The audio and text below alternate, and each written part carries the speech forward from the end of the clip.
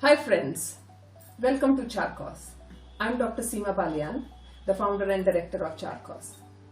Charcos is a healthcare recruitment and training company with over 15 years of experience in providing turnkey solution for training and recruitment needs for the nurses, doctors, and AHPs such as radiographers, occupational therapists, ODPs, and many more. Charcos operates over 3 continents in countries such as UK, Australia, Germany, Italy, and New Zealand. Our services include OET and IELTS training, CV enhancement, interview preparation, NMC and APRA registration, CBT and NCLEX preparation, visa application and flight bookings, OSCE training for all fields of nursing such as adult nursing, mental health nursing, pediatric nurses, midwifery, and learning disabilities. OSCE training is available in India as well as in UK. Orientation for life in UK.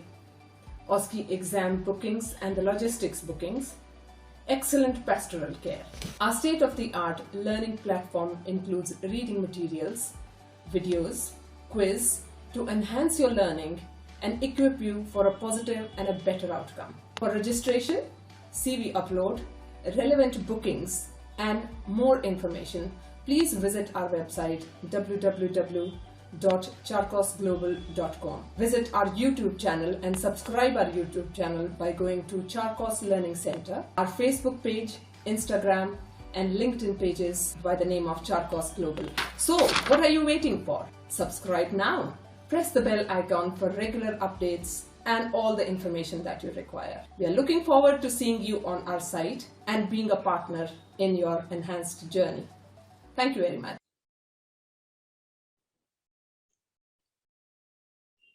Hello, everyone. My name is Dr. Seema Balian, and today I'm going to be taking you through care plan. What is care plan, how to write a care plan, and how to decide that whether it is a good care plan, and the tips that how you can complete it in time, and what are the things that you can help you write a real good plan. So let's go.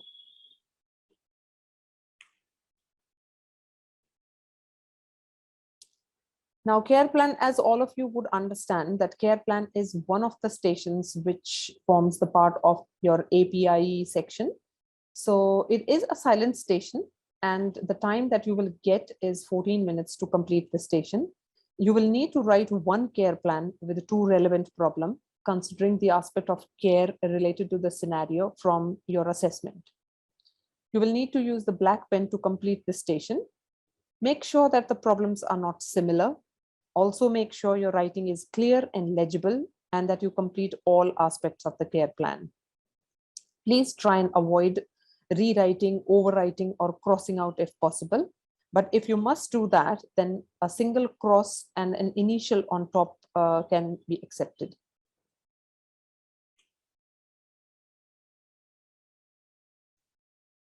Now, in order for us to understand the care plan and how we can write a good care plan, we need to know a few things.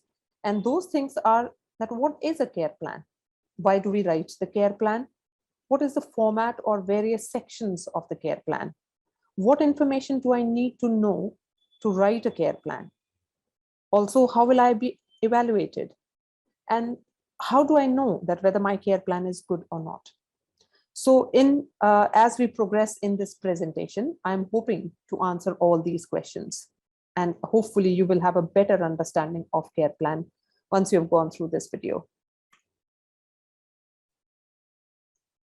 So in order to answer the first question, that what is care plan and what is its purpose? So basically, care plan is a document that provides a direction for individualized patient care. The main focus of nursing care plan is to facilitate standardized and evidence-based and holistic care. Now, it also provides the continuity of care of the patient, because as you all understand that when you are in a hospital, there are changes in the duty and different people come after us in different shifts. So we need to make sure that we have a document of the care plan, which can be followed by all of the people who are coming and working in different shifts. So for the patient, the continuity of care is maintained. A care plan is also used to record the patient's problem and identify the desired goal. So so this will give us a guidance that what is the problem and what do we want to achieve? How do we want to sort out that problem?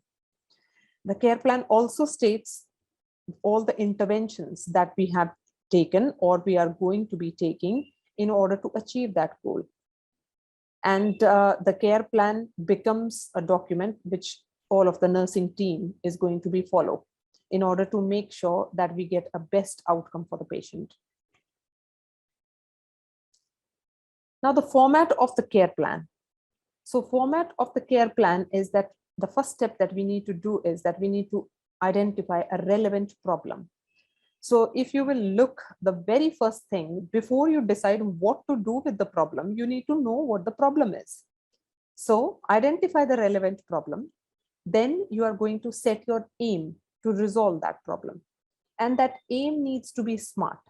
So it has to be, by SMART, I mean that it has to be specific. It has to be measurable. It is something that is achievable. It is something that is time bound. And it is relevant. So that is basically what a SMART aim needs to be. So you have to define a time by when you think that you can achieve your aim. And also that time is going to tell that when do you have to reevaluate your care plan. And by reevaluating your care plan, we actually mean that it is the reevaluation of the care plan and it is not the assessment of the patient. So please do not get confused between the assessment and the reevaluation of the care plan. Then you have to write the interventions that you are going to be taking in order to achieve your aim. And also you are, apart from the goals which you are setting for yourself, you will also set a few goals for the patient. So because patient has to be part of the care plan, it is the patient's care plan and the patient will need to help us out to make sure that we are able to comply and achieve our goals. Yeah. So we are going to be setting some self-care goal for the patient as well. Now, this is how a care plan in actual it looks like, or the format of the care plan looks like. So it is usually an A4 page that you will be getting.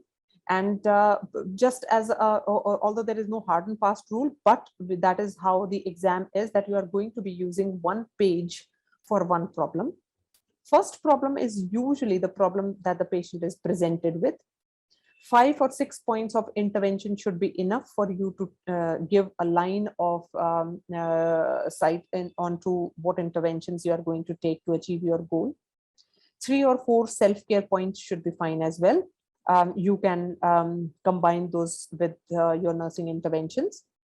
Make sure that you are not repeating the points because that is unnecessarily wasting your space and time. It is very important that you sign and date your care plan.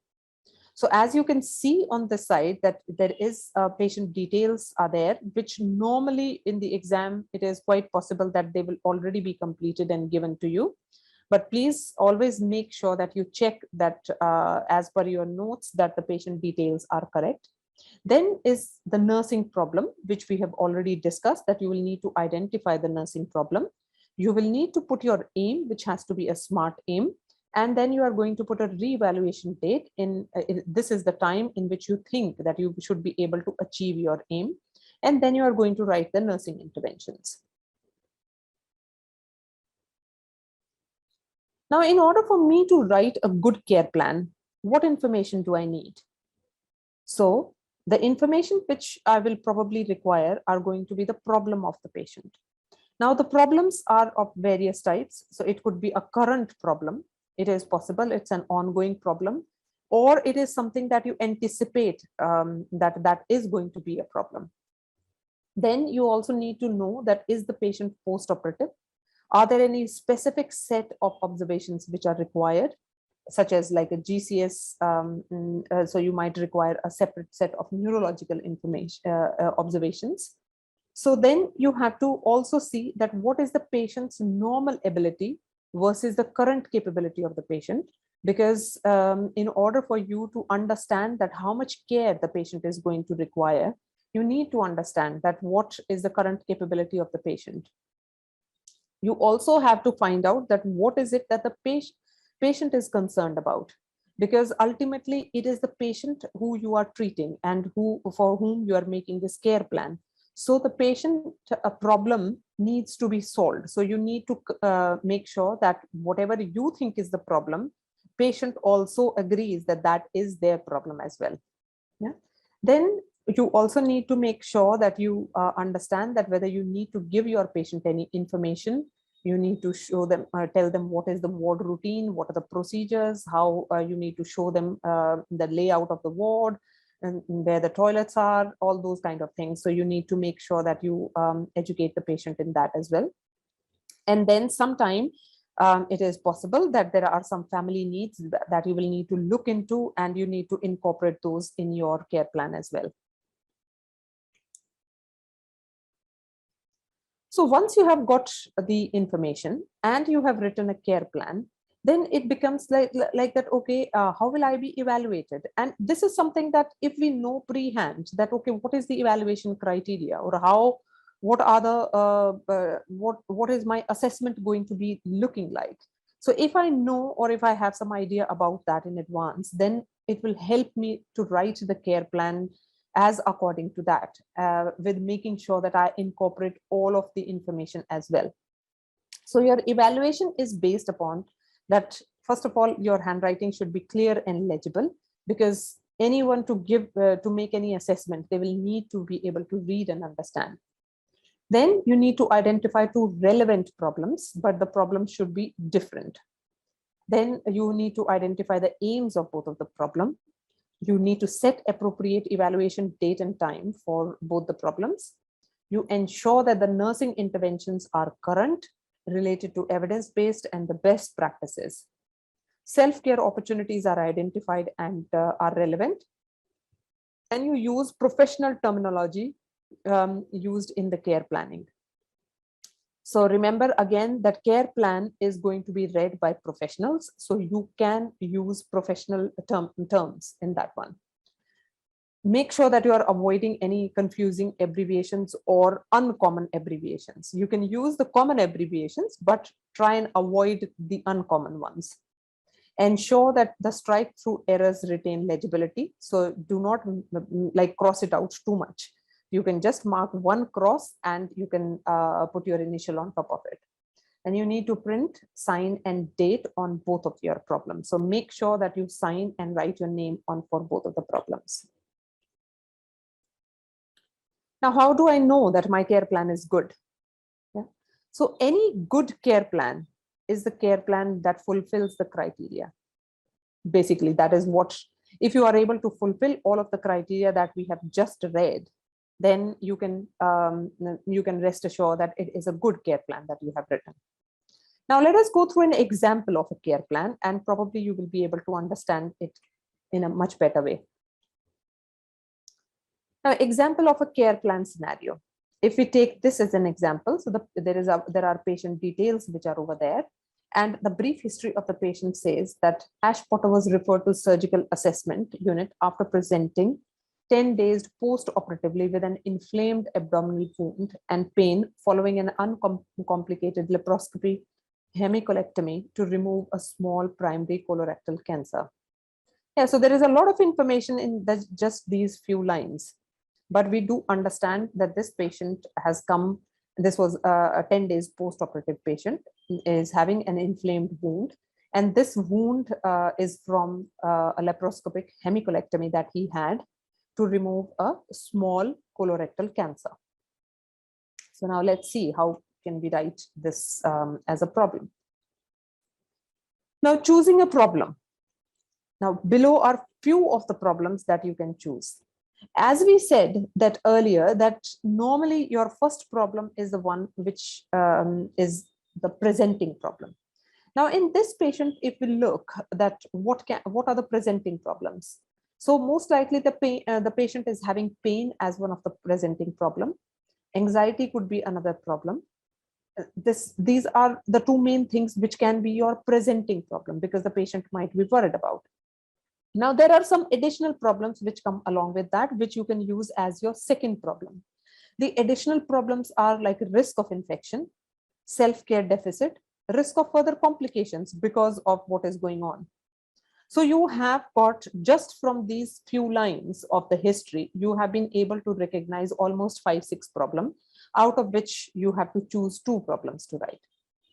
So when we are writing a care plan, then the first thing that we need to ask ourselves is that what is the problem? And as soon as you answer this question, you will come along with your first problem that you need to write the care plan.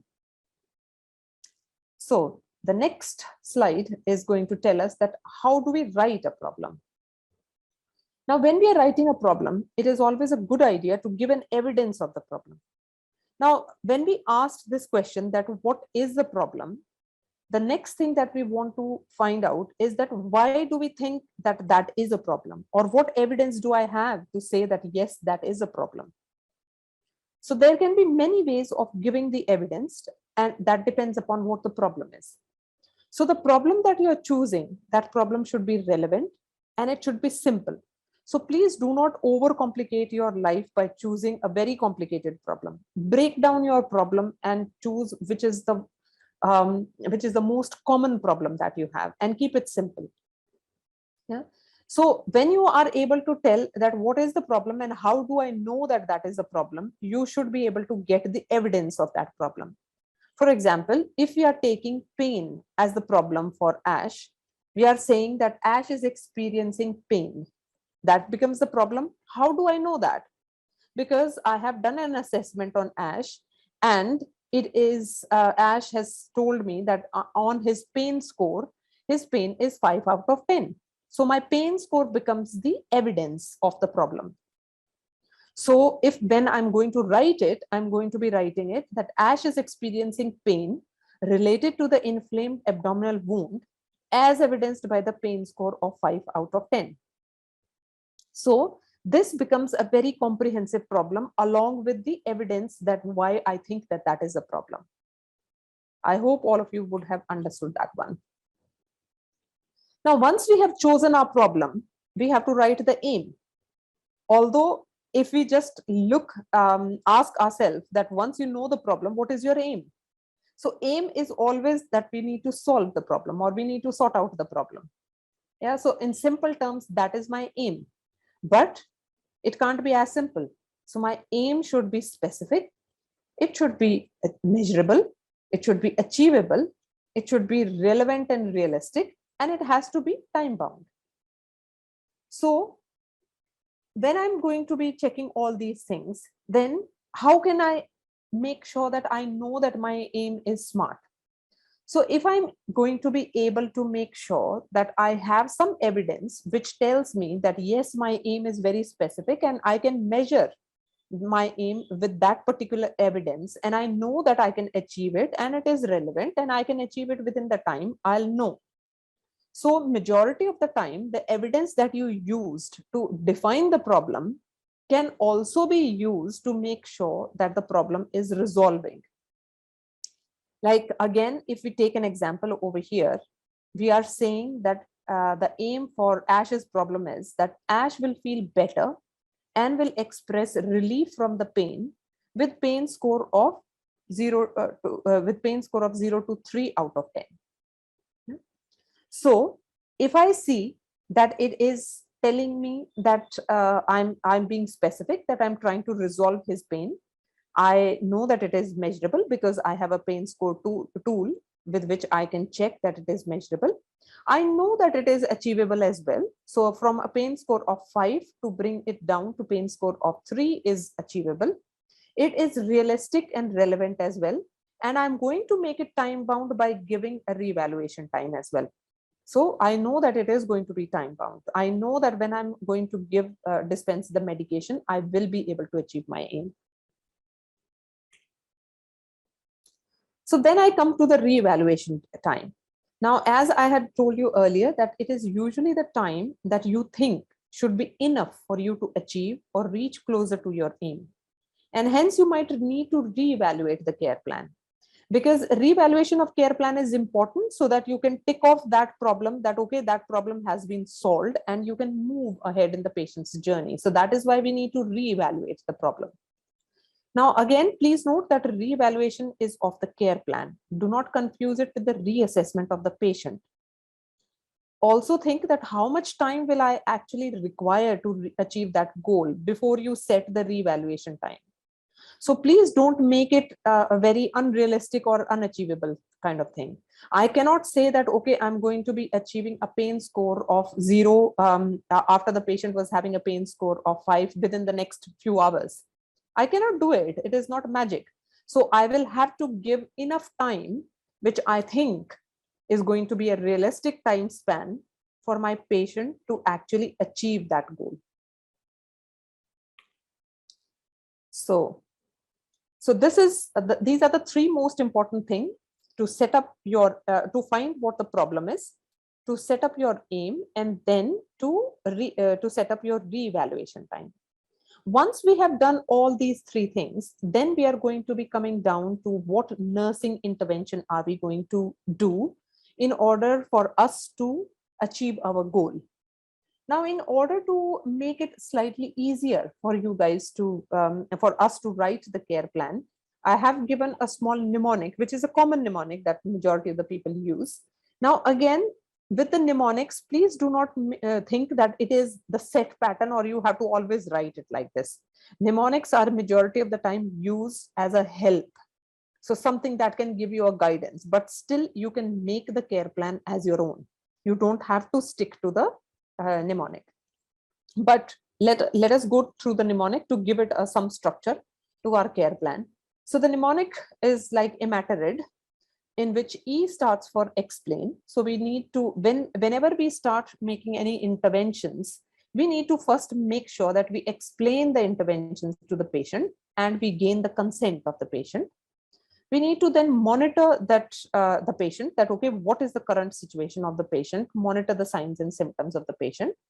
We need to make our assessment that, okay, what currently is the assessment or what are the vitals which are saying what findings do we have of the vital signs and symptoms of the patients. We need to teach the patient some things or educate the patient to say that how they can help, what they can do to make sure that they are in a comfortable position, that they can help towards achieving that goal. By A is administer. Administer, we mean that we need to administer the medication which have been written down for the patient. R is for refer. Now, refer depends upon what the problem is. Sometimes if we feel that the problem is something where a referral to a further specialist is required, then we would arrange for that referral. For example, if someone has had a fracture, we know that they will be benefiting by referring them for a physiotherapist, so we can refer them for physiotherapist. If someone is malnourished, we would refer them for a dietitian. So we need to decide that whether a referral is required or not and is relevant. So if required, then we can refer the patient. I is for instruct. So we are going to give some instructions to the patient in which will help the patient to look after themselves better, and also to make sure that they can raise alarm if there is anything which is out of the ordinary or which is unexpected, which happens. Then is the document, which is very, very important, that you are going to make sure that you document correctly about what interventions that you have taken, and you make a correct notes of all of those things. So that is explains our imatarid, which should give you 7-8 points for you to write, which should be more than enough for your you to give a timeline of and the intervention, how you are going to achieve your aim. So for ASH, if we are going to be able to take an example for this one, then we are going to explain the care plan to ASH and gain his consent. ASH will give his consent. So that is a part of the self-care that ASH will understand and he will give his consent. We are going to monitor and document all the vital signs as per the new score and escalate accordingly. We are going to assess the pain with pain assessment tool and noting the verbal and non-verbal cues, and assist ASH into a comfortable position. And ASH will verbalize the pain score and will try to maintain a comfortable position. So that is the self-care thing that ASH is going to do. We are going to teach ASH relaxation techniques such as deep breathing exercise and distraction therapy to alleviate his pain. We're going to administer analgesics as prescribed and reassess the effectiveness in 30 minutes. Ash will verbalize if there is any adverse effect that he gets. We are going to refer Ash to the pain team if the pain persists. We are going to instruct Ash in an appropriate use of the call bell so that he can raise alarm if there is any problem. And also we will ensure that it is placed within easy reach. And Ash, as a part of his self-care, is going to use the call bell for any assistance that is required. And then after assessing effectiveness of all care rendered, we are going to document everything as per the NMC guidelines. So it is not that complicated. So we have kept the things very, very simple, and it is going very much in the flow of how you are going to be progressing in this care plan. Now, top tips, how you can make sure that your care plan is the best one. Make sure that you read and understand the scenario update which is being given to you. So after your assessment, when you go for the planning station, there is going to be a scenario update. So please make sure that you read and understand it. Again, keep your problems simple. Your handwriting should be clear and legible. Ensure strike-through errors retain legibility. Focus on your goal. Think smart. Remember, it's one care plan with two problems, and you do not need to repeat any interventions that you are doing. If assessing, then make sure that you think about that what tool can I use and how often. So try and make sure that you are using tools to give your evidence, and you are using the tools to help you with the care plan to make it more of an objective care plan. Remember to sign and date. So these are the top tips. I'm sure that if you are going to go through them, there is no reason that why you can't write a good care plan. And that is the care plan sorted out for you. So I hope that this video is going to really help you understand the care plan and also help you write good care plans without thinking and taking very much stress about the care plan. The last tip is that make sure it is 14 minutes that you are getting. Divide your time between both the problems so that you can give equal time to both the problems and you are not then rushing at the last problem. So thank you very much for listening to me, and good luck. And I'll see you again.